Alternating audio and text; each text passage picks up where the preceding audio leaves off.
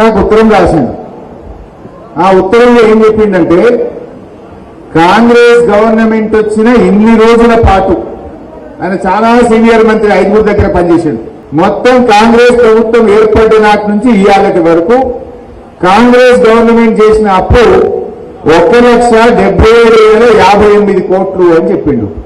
జూపల్లి ఉత్తరం చూపిపోయి నాకు రాసింది ఇవాళ. ఇది జూపల్లి నాకు రాసిన ఉత్తరం. డిసెంబర్ నుంచి 2026 జూన్ వరకు కాంగ్రెస్ ప్రభుత్వం కొత్తగా తీసుకున్న అప్పుల విలువ 1,77,058 కోట్లు మాత్రమే. సరే, అదే కాలంలో బీఆర్ఎస్ ప్రభుత్వం చేసిన అప్పులు అసలు కలిపి 2,681 కట్టినా అన్నాడు. ఇది జూపల్లి ఉత్తరం, నాకు వాట్సాప్ లో ఉన్న ఉత్తరమే. ఇప్పుడు అది పంపించి స్క్రీన్ మీద పెట్టినా. ఎంత అప్పు చేసిందంటే కాంగ్రెస్ ఎంత 1,77,058 కోట్లు అని జూపల్లి నాకు ఇవాళ ఇప్పుడు రాసిన ఉత్తరం. ఇప్పుడే నా ఫోన్లో ఉన్నది. ఆ ఫోన్లోకి వెళ్ళి తీసి పెట్టినా.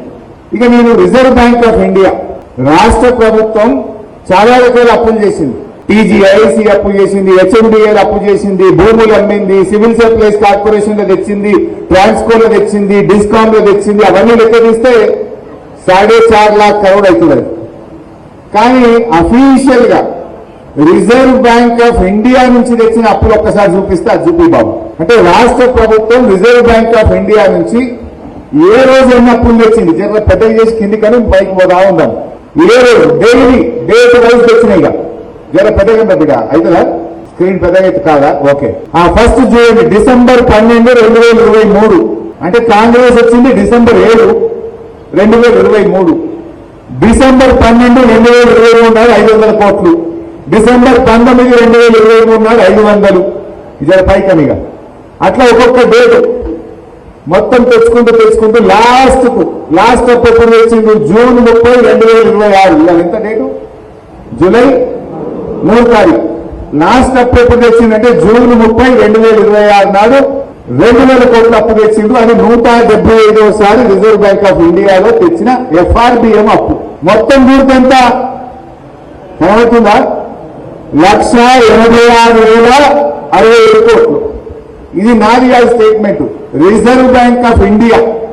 మీరెవ్వరు పోయి గూగుల్లో పెట్టినా తెలంగాణ ప్రభుత్వం తెచ్చిన అప్పు రిజర్వ్ బ్యాంక్ ఆఫ్ ఇండియా ద్వారా ఎఫ్ఆర్బిఎం అప్పు ఎంత అని గూగుల్ అడిగినా, reserve bank of India website పోయి చూసినా ఎంతుంది అప్పు? 1,86,087 కోట్లు. మరొకసారి జూపల్లి పెట్టు. ఇది 1,86,000 ఏం చెప్పింది reserve bank of India. Jupally ఏం చెప్పిండు అంటే 10,000 కోట్లు మింగిందా? ఇది ఒక్క ఎఫ్ఆర్బిఎం అప్పు. అన్ని కలిపితే కథ వేరు.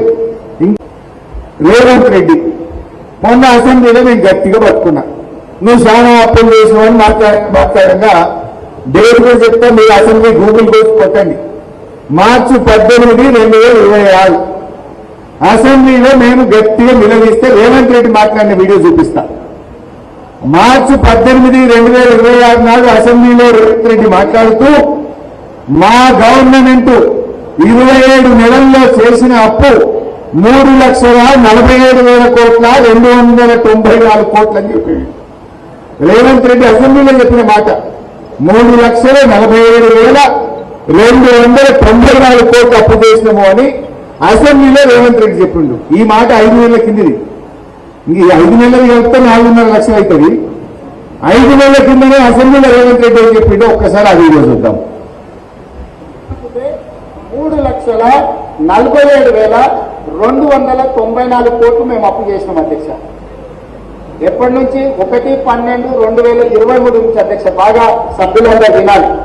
28/2/2026 వరకు దాదాపుగా ఈ 27 నెలలలో మేము తెచ్చిన అప్పు 3,47,294 కోట్లు అధ్యక్ష. మేము తెచ్చిన అప్పుతో ఇవన్నీ కలిపితే 3,47,294 కోట్లు మేము అప్పు చేసినాం అధ్యక్ష. జూపల్లి ఎంత చెప్పింది కదా? ఎంత? 40 చూపండి. ముఖ్యంగా రేవంత్ రెడ్డి ఏమన్నాడు? 3,47,000. అది ఎన్ని రోజులలో?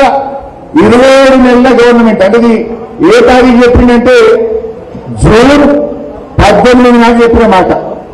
సారీ, మార్చి 18 నాడు చెప్పింది. ఇయర్ ఎంత డేటు? జూలై 3. అంటే ఏప్రిల్, మే, జూన్, జూలై 4 నెలలు అయింది కదా. ఇంక 4 నెలలు కలిపితే 4.5 లక్షలు అవుతుంది. 4 నెలల కిందనే రేవంత్ రెడ్డి 3,47,294 కోట్లు అప్పు చేసినా అని ఎక్కడో చెప్పలే, నిండు అసెంబ్లీలో చెప్పిండు. మరి జూపల్లి ఏమంటుంది? 1,77,58 కోట్లు. ఇప్పుడు ఎవరిని కరెక్టు? రేవంత్ రెడ్డి కరెక్టా? జూపల్లి కరెక్టా? మీ రిజర్వ్ బ్యాంక్ ఆఫ్ ఇండియా పే 1,86,000 ఉంది. అన్ని కలిపితే 3,47,000 చేసిన అని రేవంత్ రెడ్డి చెప్పిండు. జూపల్లి ఏమన్నాడు? అంటే ఇప్పుడు ఎవరు రాజీనామా చేయాలి? ఎవరు చేయాలి రాజీనామా? పాలమూరు బిడ్డలైతే, పౌరుషం ఉంటే, సీను నెత్తులుంటే తక్షణమే రాజీనామా చేస్తారు జూపల్లి.